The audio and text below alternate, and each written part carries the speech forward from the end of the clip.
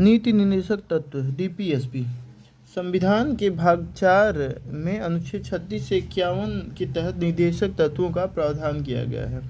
इस भाग के लिए अनुच्छेद 36 यह प्रावधान करता है कि राज्य की परिभाषा होगी जिसे भाग 3 के अनुच्छेद 12 के तहत दिया गया है।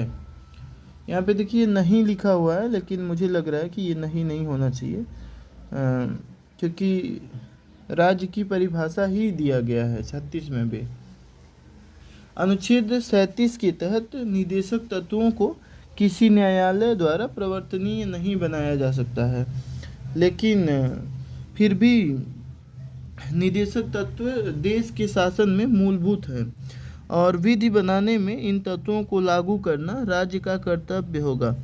अतः अवाद योग्य अधिकार होने के बावजूद ये राज्य के सकारात्मक दायित्व हैं और यही कारण है कि निर्देशक तत्वों का अध्याय भारत में कल्याणकारी राज्य का आधार प्रस्तुत करता है। डॉक्टर अंबेडकर नीति निर्देशक तत्वों को भारत में आर्थिक लोकतंत्र लाने के माध्यम के रूप में देखते हैं, तो वहीं के.एम. पर्रिकर समाजवाद लाने का माध्यम मानते हैं। हालांकि गैरवाद योग्य होने के कारण आइवर जेनिंग्स इसे पूर्ण आत्माओं की महत्वाकांक्षा मानते हैं।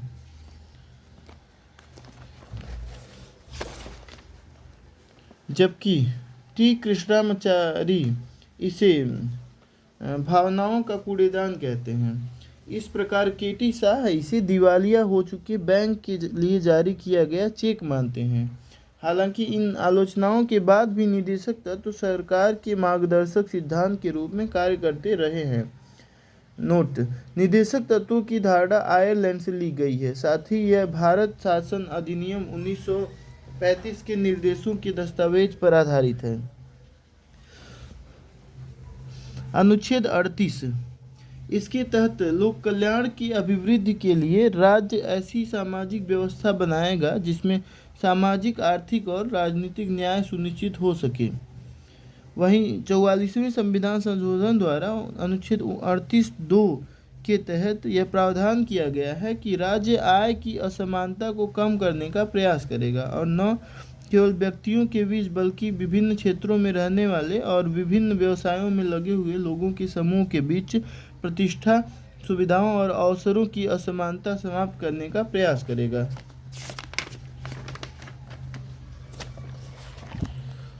उत्पादन के साधनों का केंद्रीकरण। 1990 के पहले क्रोनी समाजवाद, 1990 के बाद क्रोनी पूंजीवाद। अनुच्छेद 39 इसके तहत राज्य को अपनी नीतियों को संचालित करने के लिए निम्नलिखित निर्देश दिए गए हैं। पुरुष और स्त्री सभी नागरिकों को समान रूप से आजीविका के पर्याप्त साधन प्राप्त करने का अधिकार हो।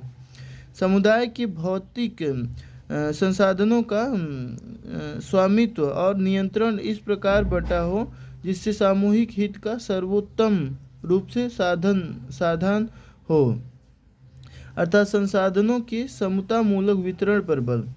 आर्थिक व्यवस्था इस प्रकार चले जिसमें धन और उत्पादन साधनों का सर्वसाधारण के लिए अहितकारी संकेंद्रण न हो, अर्थात उत्पादन के साधनों के केंद्रीकरण पर रोक।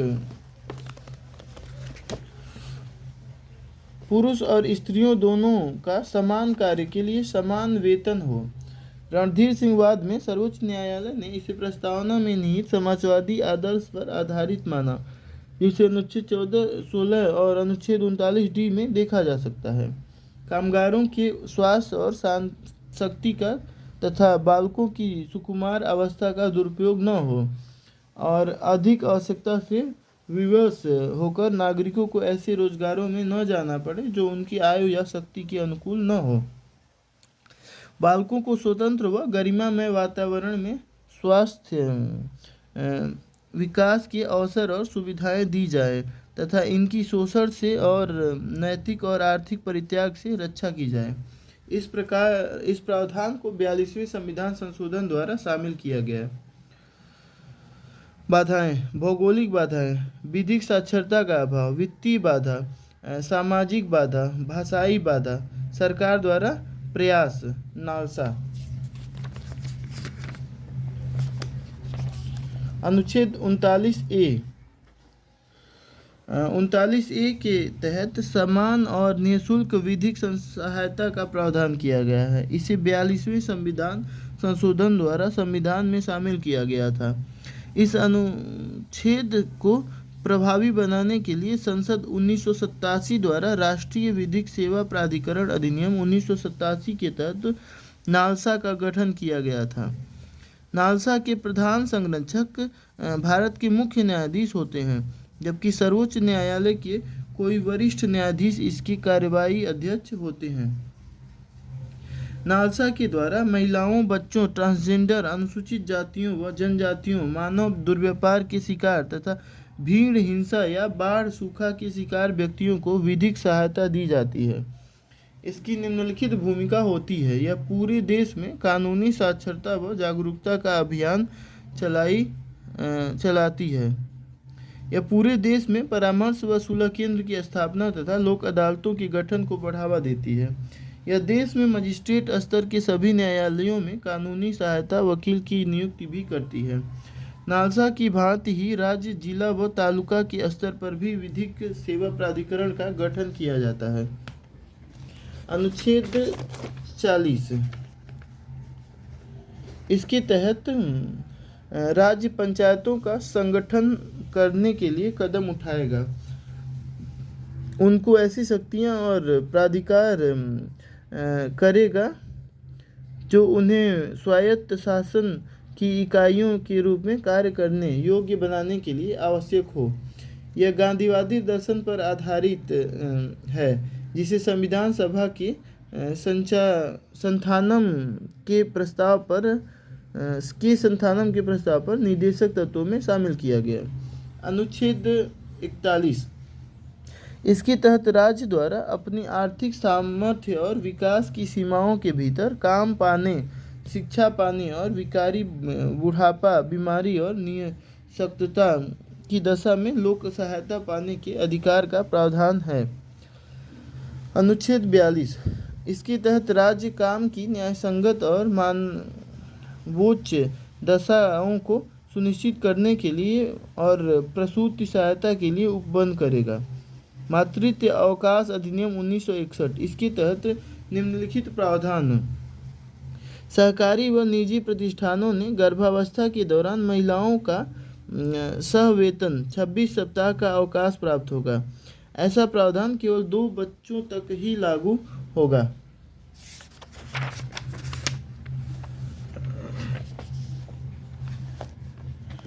दो से अधिक बच्चों की स्थिति में 12 सप्ताह का ही अवकाश रहेगा। इसके तहत प्रसव के पूर्व अधिकतम 8 सप्ताह और शेष अवकाश प्रसव के पूर्व लिया जा सकता है। गोद लेने वाली मां को भी गोद लेने की तिथि से 12 सप्ताह का अवकाश प्राप्त होगा। अधिनियम के तहत 50 से अधिक कर्मचारियों वाले प्रतिष्ठान में क्रेच सुविधा प्रदान करना अनिवार्य बनाया गया है, जहां कामकाजी महिला दिन में 4 बार अपने बच्चे से मिल सकती है तथा पितृत्व अवकाश 15 दिनों का है। अनुच्छेद 43, राज्य कामगारों के लिए जीवन निर्वाह, मजदूरी, शिष्ट जीवन स्तर, अवकाश का उपयोग करने वाली काम की दशाएं तथा सामाजिक व सांस्कृतिक अवसर प्राप्त कराने का प्रयास करेगा। साथ ही राज्य ग्रामों में कुटीर उद्योगों को वैयक्तिक या सरकारी आधार पर बढ़ाने का प्रयास करेगा। यह प्रावधान गांधीवादी दर्शन पर आधारित है। अनुच्छेद 43A, इसके तहत राज्य उद्योगों के प्रबंधन में कर्मचारियों की भागीदारी सुनिश्चित कराने का प्रयास करेगा।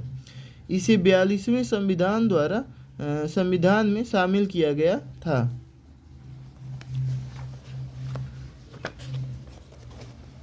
अनुच्छेद 43B, इसके तहत राज्य सहकारी समाजों के स्वैच्छिक निर्माण, उनके अस्थायी कार्यकरण, स्वशासी कार्यकरण, अस्थायित्व, लोकतांत्रिक नियंत्रण और व्यावसायिक प्रबंधन को बढ़ावा देने का प्रयास करेगा। इसे 97वें संविधान संशोधन 2011 द्वारा शामिल किया गया था।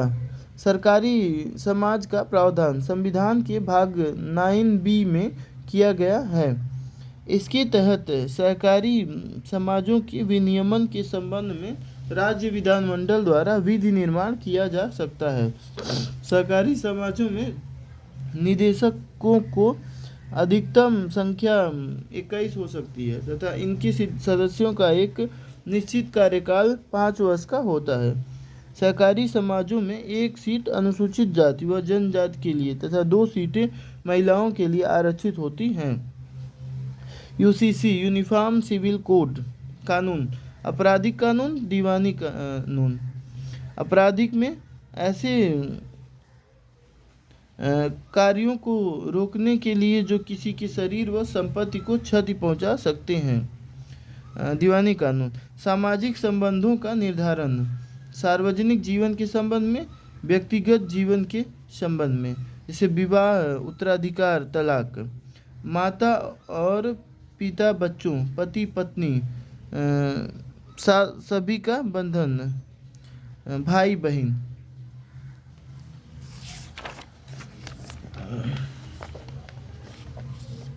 अनुच्छेद 44। अनुच्छेद 44 के तहत राज्य भारत के समस्त राज्य क्षेत्र में नागरिकों के लिए एक समान सिविल संहिता बनाने का प्रयास करेगा। यहाँ समान सिविल संहिता का आशय सभी धार्मिक समूहों के व्यक्तिगत कानूनों को तार्किक, वैज्ञानिक और लोकतांत्रिक मूल्यों पर आधारित करना, अर्थात व्यक्तिगत कानूनों को पंथ निरपेक्ष बनाना। उल्लेखनीय है कि 1950 से 1956 के मध्य हिंदू कोड बिल के माध्यम से हिंदू व्यक्तिगत कानूनों के संहिताकृत कानूनों का प्रयास किया गया। हिंदू विवाह अधिनियम, हिंदू विशेष अधिनियम, उत्तराधिकार विवाह अधिनियम। इन कानूनों के माध्यम से हिंदू समाज में न केवल तलाक का प्रावधान किया गया बल्कि महिलाओं के भरण पोषण के अधिकार को भी मान्यता दी गई। साथ ही अंतरजातीय और अंतरधार्मिक विवाहों को भी मान्यता दी गई। इसी पृष्ठभूमि में वर्ष 1985 में सर्वोच्च न्यायालय ने एक ऐतिहासिक निर्णय के तहत मुस्लिम महिलाओं के भरण पोषण के अधिकार की मान्यता दी। इसके लिए सर्वोच्च न्यायालय ने CRPC की धारा 125 को आधार बनाया, जिसके तहत किसी व्यक्ति द्वारा अपने माता पिता, पत्नी, बच्चों को त्यागने पर उन्हें भरण पोषण देने का प्रावधान दिया गया है। यह प्रावधान सभी धार्मिक समूहों पर लागू होता है, लेकिन न्यायालय के इस निर्णय के व्यापक विरोध के कारण 1986 में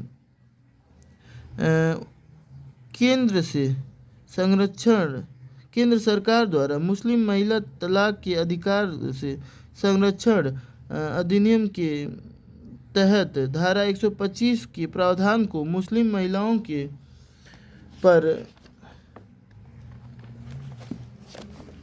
लागू नहीं माना गया। इसी प्रकार 1995 में सरला मुद्गल वाद में सर्वोच्च न्यायालय ने यूसीसी को धार्मिक स्वतंत्रता के अधिकार का विरोधी माना तथा केंद्र सरकार को इसे लागू करने के लिए निर्देश भी दिए। साथ ही न्यायालय ने कहा कि यह धार्मिक मुद्दा नहीं बल्कि लैंगिक न्याय से जुड़ा सामाजिक मुद्दा है। नोट: समान नागरिक संहिता समवर्ती सूची का विषय है, अर्थात इस पर केंद्र व राज्य दोनों द्वारा विधि निर्मित किया जा सकता है। इस संबंध में गोवा एकमात्र राज्य है जहां समान नागरिक संहिता का प्रावधान किया गया है। अनुच्छेद 45 86वें संविधान संशोधन 2002 के द्वारा इस अनुच्छेद की भाषा में परिवर्तन किया गया। संशोधन के बाद अब इसमें यह प्रावधान किया गया है कि राज्य सभी बालकों के लिए 6 वर्ष की आयु पूरी करने तक प्रारंभिक बाल्यावस्था, देखरेख और शिक्षा देने के लिए उपबंध करने का प्रयास करेगा। अनुच्छेद 46 के तहत राज्य द्वारा अनुसूचित जातियों, जनजातियों और अन्य दुर्बल वर्गों के शैक्षणिक और आर्थिक हितों को बढ़ावा देने का प्रावधान किया गया है।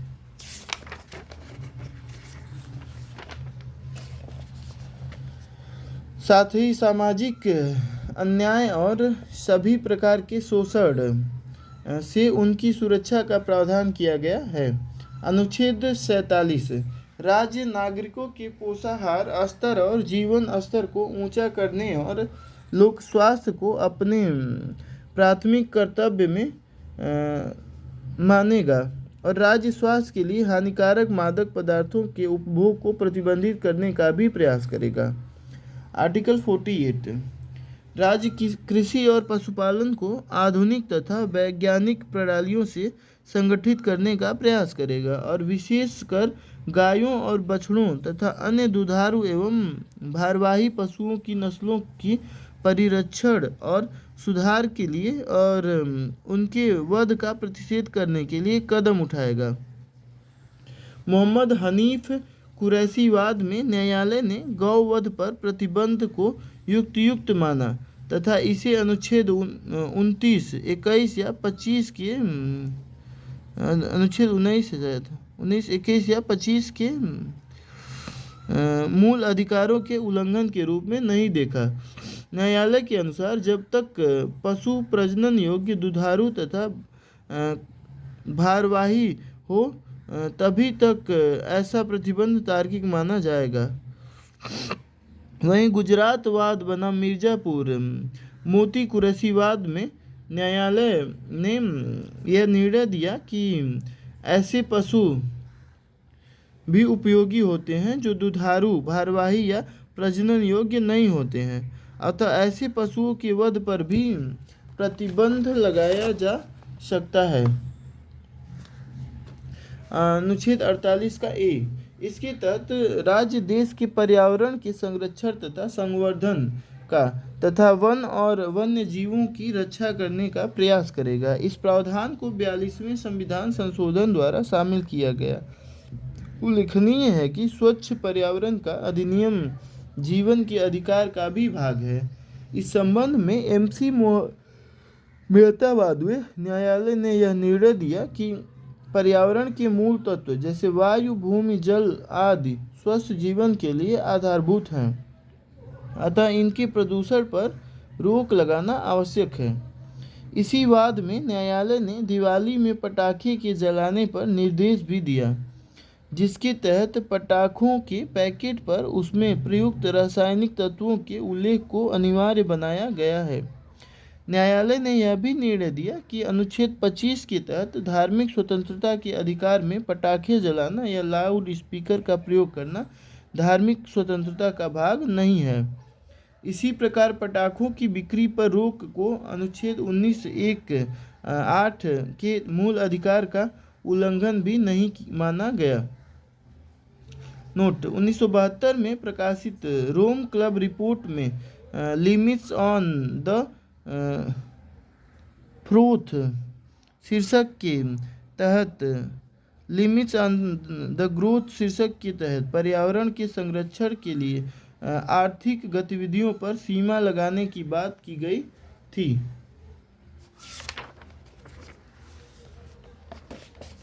नोट 1972 में आयोजित स्टॉकहोम कॉन्फ्रेंस में संयुक्त राष्ट्र पर्यावरण कार्यक्रम UNIF का गठन किया गया था।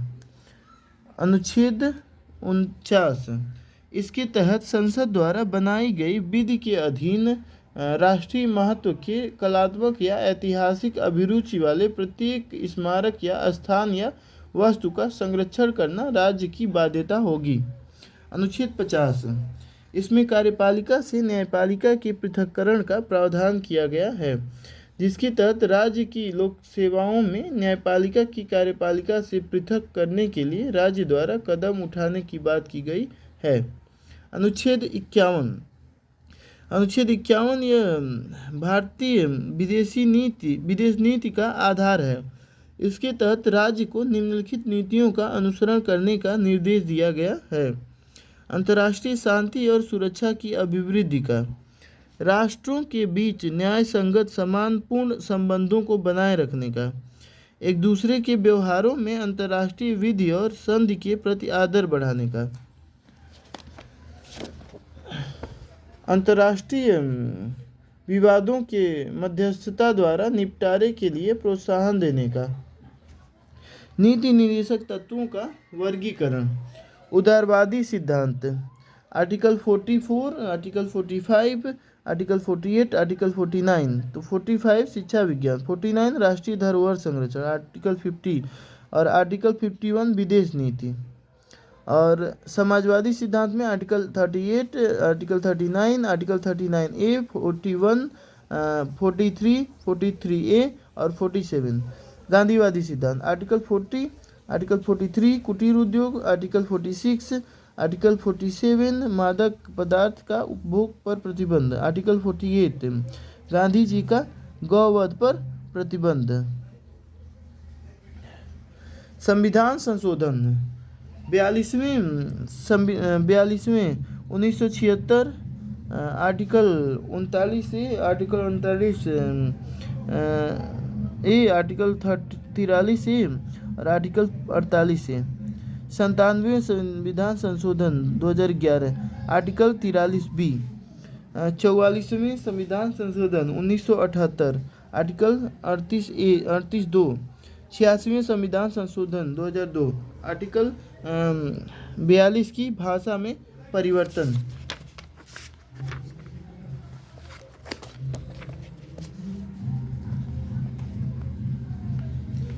मूल अधिकार बनाम नीति निर्देशक तत्व। मूल अधिकार और निर्देशक तत्वों के मध्य प्राथमिकता को लेकर संघर्ष संविधान लागू होने के बाद से ही देखा जा रहा है। चूँकि मूल अधिकार प्रवर्तनीय अधिकार होते हैं और नीति निर्देशक तत्व गैर प्रवर्तनीय होते हैं, तो सामान्यतः यह निष्कर्ष निकाला जाता है कि मूल अधिकार प्राथमिक होंगे। लेकिन इस विवाद ने संसदीय सर्वोच्चता बनाम न्यायिक सर्वोच्चता के विवाद को भी जन्म दिया। इसलिए निम्नलिखित चरणों में देखा जा सकता है। प्रथम चरण। पहला विवाद मद्रास प्रांत के उस सरकारी आदेश से प्रारंभ हुआ जिसके तहत अनुच्छेद 46 के नीति निर्देशक तत्व के अनुसरण पालन में शिक्षण संस्थानों में आरक्षण का प्रावधान किया गया। इस आदेश को अनुच्छेद 13 के तहत मूल अधिकारों के उल्लंघन के कारण न्यायालय में चुनौती दी गई। इस मामले में श्रीमती चंपकम दुरई राजनवाद में न्यायालय ने निम्नलिखित निर्णय दिए। न्यायालय ने मूल अधिकारों को प्राथमिकता देते हुए निर्देशक तत्वों को उसके अधीन माना। न्यायालय के अनुसार साधारण कानून द्वारा मूल अधिकारों का अतिक्रमण संभव नहीं है, लेकिन संविधान संशोधन द्वारा मूल अधिकारों पर सीमाएं आरोपित की जा सकती हैं। इस निर्णय के बाद संसद द्वारा विधि की परिभाषा में अनुच्छेद 368 में वर्णित संविधान संशोधन शामिल है। इस संबंध में न्यायालय ने निम्नलिखित निर्णय दिया। न्यायालय ने प्रथम संविधान संशोधन को वैध माना। न्यायालय के अनुसार अनुच्छेद 368 के तहत संविधान संशोधन विधि का नहीं बल्कि प्रक्रिया का उल्लेख किया गया है। अतः अनुच्छेद 13 के तहत विधि की परिभाषा में संविधान संशोधन शामिल नहीं है। संविधान संशोधन के माध्यम से मूल अधिकारों में संशोधन किया जा सकता है, लेकिन साधारण कानूनों द्वारा ऐसा नहीं किया जा सकता है। इस प्रकार न्यायालय ने पुनः मूल अधिकारों को निर्देशक तत्वों पर प्राथमिकता दी। वहीं केरल एजुकेशन बिल मामले 1957 में न्यायालय ने मूल अधिकारों और निर्देशक तत्वों के पारस्परिक संबंधों के लिए सामंजस्य निर्माण के सिद्धांत को प्रस्तुत किया, जिसके अनुसार मूल अधिकारों व निर्देशक तत्वों में कोई अंतर्निहित विरोधी नहीं है। अतः दोनों के मध्य सामंजस्य पर बल दिया गया। इसी क्रम में सज्जन सिंह वाद में 17वें संविधान संशोधन को चुनौती दी गई, लेकिन न्यायालय ने शंकरी प्रसाद की भांति मूल अधिकारों को निर्देशक तत्वों पर प्राथमिकता दे दी।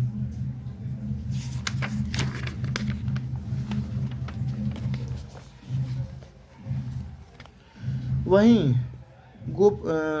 गोलकवाद में न्यायालय ने एक आमूलचूल निर्णय दिया। इसके तहत अनुच्छेद 368 में संविधान संशोधन की प्रक्रिया ही नहीं बल्कि संशोधन की शक्ति का प्रावधान है। अतः साधारण कानूनों की भांति संविधान संशोधन द्वारा भी मूल अधिकारों का उल्लंघन नहीं किया जा सकता, क्योंकि अनुच्छेद 13 के तहत विधि की परिभाषा में संविधान संशोधन विधि भी शामिल है। मूल अधिकार पवित्र अधिकार और अनुल्लंघनीय अधिकार हैं।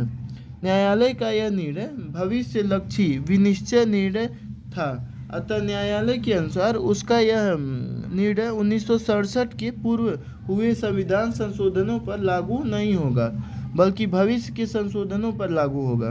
दूसरा चरण गोलकनाथवाद में न्यायालय के निर्णय की प्रतिक्रिया में संसद द्वारा 24वां, 25वां और 26वां संविधान संशोधन पारित किया गया। 24वें संविधान संशोधन के तहत यह प्रावधान किया गया कि संसद मूल अधिकारों सहित संविधान के किसी भी भाग में संशोधन कर सकती है। वहीं 25वें संविधान संशोधन के तहत अनुच्छेद 39 बी और सी के निदेशक तत्वों को अनुच्छेद 14 और 19 के मूल अधिकारों पर प्राथमिकता दी गई। वहीं 26वें संविधान संशोधन द्वारा प्रीतिपस को समाप्त कर दिया गया। इसी पृष्ठभूमि में इन संशोधनों द्वारा 29वें संविधान संशोधन को पुनः सर्वोच्च न्यायालय में चुनौती दी गई और केशवानंद भारतीवाद के इस ऐतिहासिक मामले में न्यायालय ने निम्नलिखित निर्णय दिए। न्यायालय ने 24वें, 25वें और 29वें संविधान संशोधन को वैध माना। न्यायालय के अनुसार संसद मूल अधिकारों सहित संविधान के किसी भी भाग में संशोधन कर सकती है, लेकिन न्यायालय ने आधारभूत ढांचे की धारणा देते हुए यह स्पष्ट किया कि संसद संविधान संशोधन द्वारा संविधान के आधारभूत ढांचे को नष्ट नहीं कर सकती है। इसकी प्रतिक्रिया में संसद द्वारा 42वां संविधान संशोधन 1976 पारित किया गया। इसके तहत यह प्रावधान किया गया कि संसद के संविधान संशोधन की शक्ति को किसी न्यायालय में किसी आधार पर हस्तगत नहीं किया जा सकता है। साथ ही अब सभी निदेशक तत्वों को अनुच्छेद 14 और 19 के मूल अधिकारों पर प्राथमिकता दे दी गई।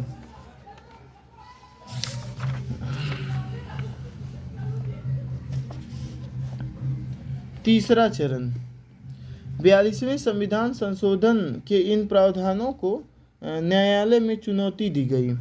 जहां मिनर्वा मिल्स वाद में न्यायालय ने 42वें संविधान संशोधन के उपरोक्त प्रावधानों को अवैध घोषित कर दिया।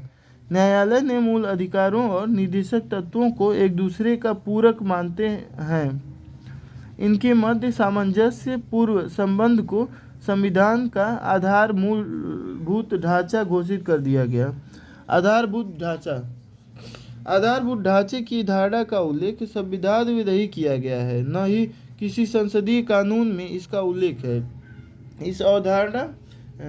यह अवधारणा न्यायपालिका द्वारा केशवानंद भारतीवाद में प्रस्तुत किया गया था। हालांकि सज्जन सिंह वाद में जस्टिस मधोलकर भी ऐसे विचार दिए गए थे। न्यायालय ने आधारभूत ढांचे की अवधारणा को परिभाषित न करते हुए अलग अलग मामलों में इसकी सूची जारी की है। सामान्य अर्थों में आधारभूत ढांचा संविधान के वे मूलभूत आदर्श व विशेषता हैं जो संवैधानिक ढांचे की स्थिरता के लिए आवश्यक होते हैं।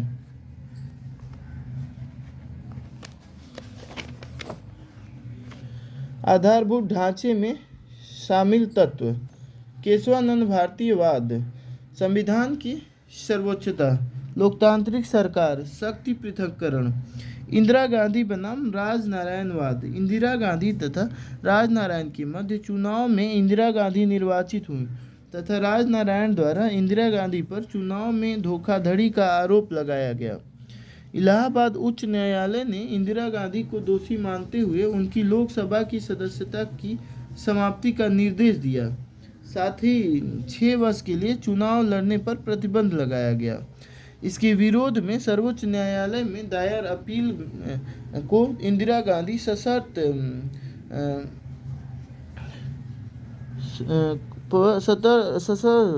स्टार मिल गया।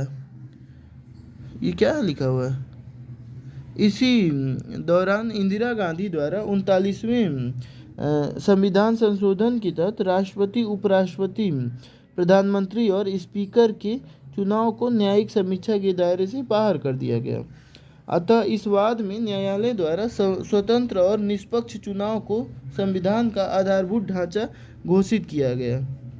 वहीं मिनर्वा मिल्स वाद में 39वें संविधान संशोधन को असंवैधानिक घोषित कर दिया गया। पीवी नरसिम्हा वाद, संसदीय लोकतंत्र, क्योतो होलोहान-वाद, विधि का शासन, आईआर कोलो वाद, न्यायिक समीक्षा, एनजेसी वाद, न्यायिक स्वतंत्रता।